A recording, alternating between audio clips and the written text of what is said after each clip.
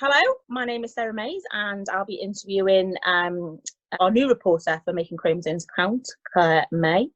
So hi Claire. Hi. Hi. How are you finding the role? I'm finding being a reporter for Making Chromosomes Count really cool because I get to interview many different interesting people, you know, like from popular in our community or just random people with Down syndrome. I think it's absolutely amazing, you know, getting different points of view from it. Absolutely.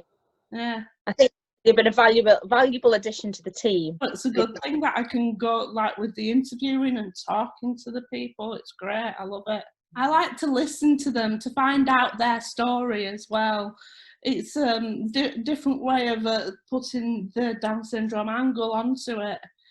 And yeah, I just love it so much. I'd love to carry it on. Great. So who else would you like to interview? So we know you've done some pretty cool people so far, but who else is on your wish list? My wish list to be interviewed, I would love to interview Sarah Gordy, who is an actor with Down syndrome, and she's done many BBC productions as well. And I'd love, one of my top two people is Sarah Gordy and Lauren Potter. If you know of her, I don't know her. She was on Glee at the time. She looks absolutely amazing and I'd love to meet her. Well, we'll have to see what we can do. We'll have to put the feelers out to these people. I think they sound like two really awesome interviews. And I know that Sarah Gordy's recently been in the A Word, hasn't she? It's been quite a high profile role for her. So I mean, that would be a fantastic story to talk about with her, wouldn't it? Oh yes, definitely. So it is exciting for you to be interviewing so many different people. How would you like this role, or how do you see this role developing in the future? Well, maybe my future goals for being kind of like a presenter and reporter would actually be able to do it someday on television. That will be absolutely amazing, you know, not just doing the Down syndrome community, but getting it out there into a wider audience. Like people in the media and like rubbing shoulders with the rich and famous. You thinking to yourself, taking the voice of the Down syndrome community out into the mainstream, or are you thinking to yourself, actually, not just interviewing people with DS, interviewing lots and lots of different people? Yeah, anyone, basically anyone. It's just like I have a rare condition called Mosaic Down syndrome that not many people know about. Maybe put myself out there to be along with all these other people that have been interviewing people on TV, radio and such. Bit of a roving reporter. Yes, I've often fancied myself as one. Well, I think you've certainly got the skills. Like Bridget Jones coming down the pole with her knickers on. Oh, brilliant. So obviously you've been interviewing people with Down syndrome, and it would be interesting for others to find out that you have a rare condition. So can you tell me about that and how it affects you? Well, Mosaic Down syndrome is still Down syndrome, but it's kind of different.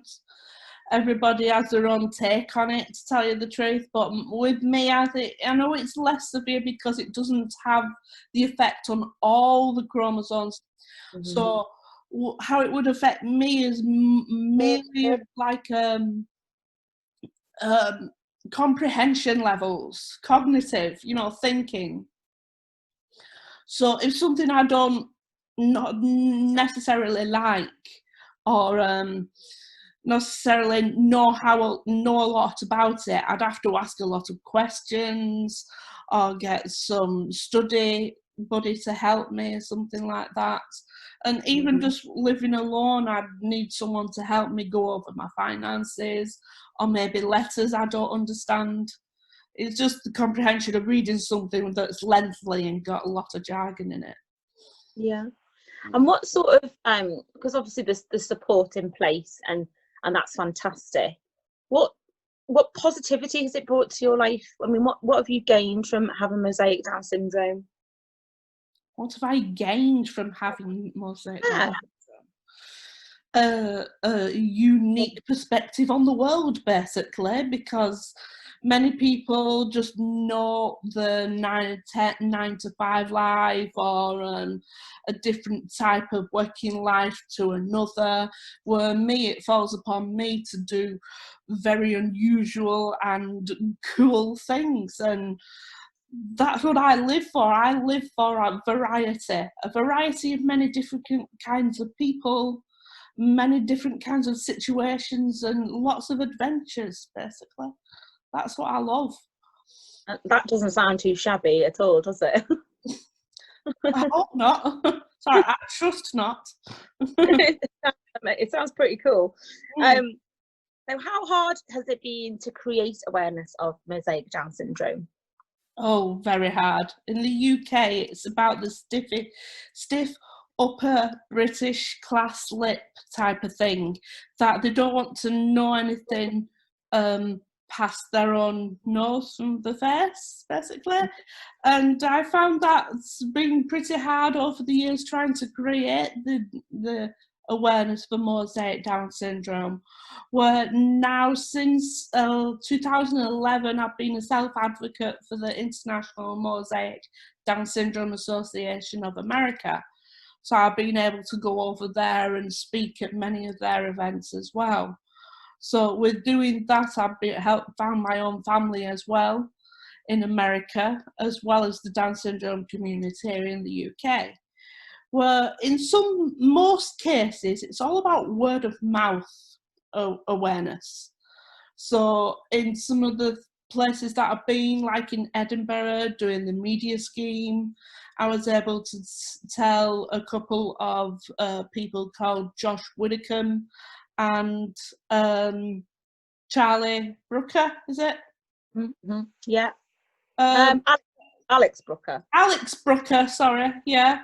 From the last leg, I managed to tell them about it, and they said that must be hard, and it says, yeah, it is, because we are the less, as well as translocation, known Down syndrome in the UK, and how we're going to get that out into a wider audience without the knowledge of trying to getting it out there, if you know what I mean.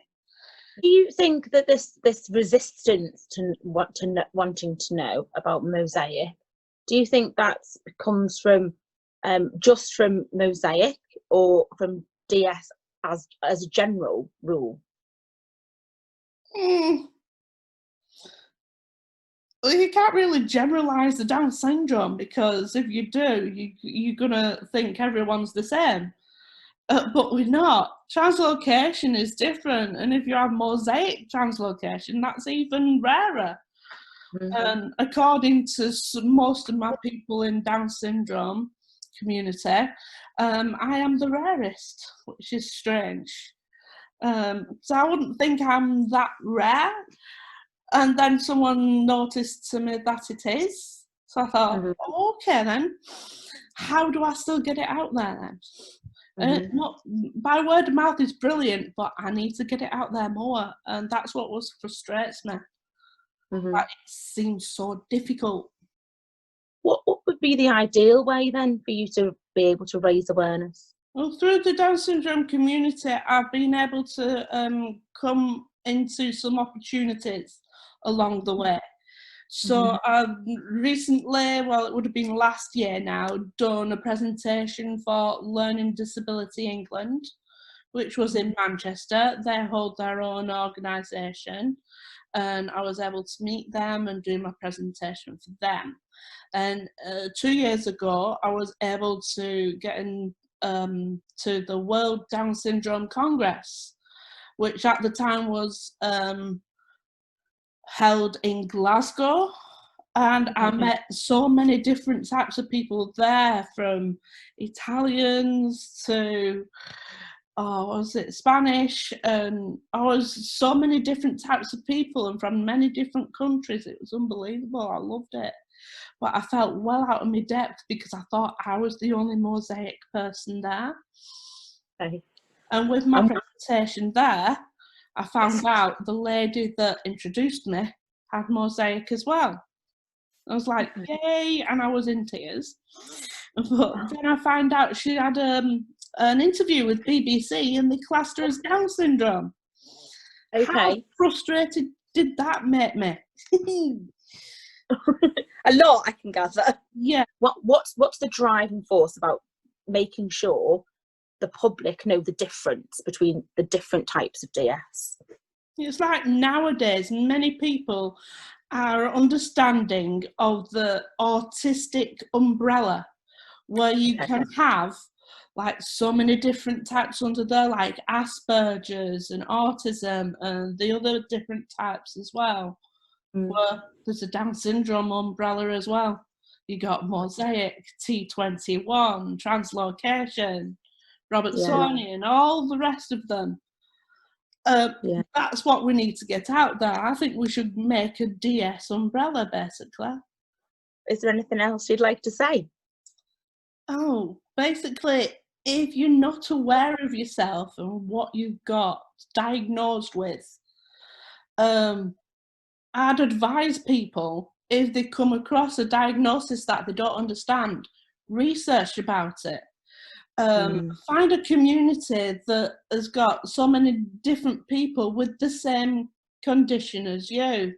It will help you. You'll be able to talk about their experiences along with yours, and it'll help you to understand yourself better. So then you can bring that awareness to yourself as well as to other people in the community, or even further. It's up to you. You've got to turn it around for yourself, basically, and that's what I've been able to do, because it helps you to understand yourself and be confident and be a strong person to stand up and be counted for who you are, not what you are. Fantastic.